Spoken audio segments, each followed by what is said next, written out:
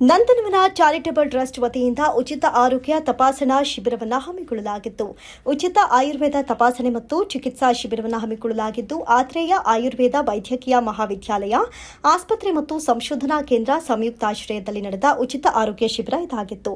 ಕೀಲು ನೋವು, BP, sugar, ರಕ್ತದ ಒತ್ತಡ ಹೀಗೆ ಎಲ್ಲಾ ರೀತಿಯ ಆರೋಗ್ಯ ತಪಾಸಣೆ ಮಾಡಲಾಗಿದೆ.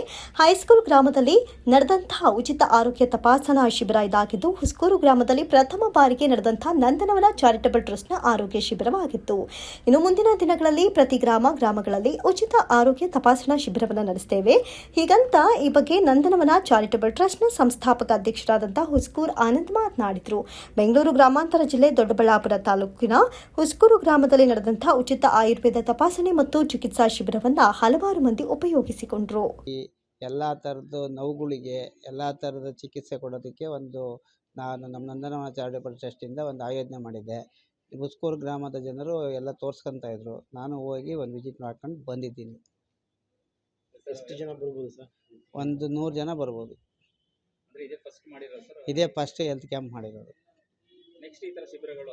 ನೆಕ್ಸ್ಟ್ ಶಿಬಿರಲ್ಲಿ ಪ್ರತಿ ಪಂಚಾಯತಿ ವೈಸು ಒಂದೊಂದು ಶಿಬಿರ ಮಾಡಬೇಕು ಅಂತ ಡಿಸೈಡ್ ಮಾಡಿದ್ದೀವಿ. ಪ್ರತಿ ಪಂಚಾಯತಿ ವೈಸು ಒಂದೊಂದು ಶಿಬಿರ ಮಾಡ್ತೀವಿ. ಉದ್ದೇಶ ಜನಗಳಿಗೆ ಒಂದು ಅನುಕೂಲ ಆಗಲಿ. ಈಗ ಈ ಬಿಸಿಲು ತಾಪಾಳ ಇರೋದ್ರಿಂದ ಹಾಸ್ಪಿಟ್ಲಿಗೆ ಹೋಗಿ ಬರೋಕ್ಕೂ ಅವ್ರಿಗೆ ಕಷ್ಟ ಇರುತ್ತೆ. ಅದಕ್ಕೆ ಅವ್ರ ಊರಲ್ಲಿ ಹೋಗಿ ಅವರಿಗೆ ರೈತರಿಗೆಲ್ಲ ಅನುಕೂಲ ಆಗಲಿ ಅಂತ ಈ ಉದ್ದೇಶದಿಂದ ಮಾಡಿಸ್ತಾ ಇದ್ದೀನಿ.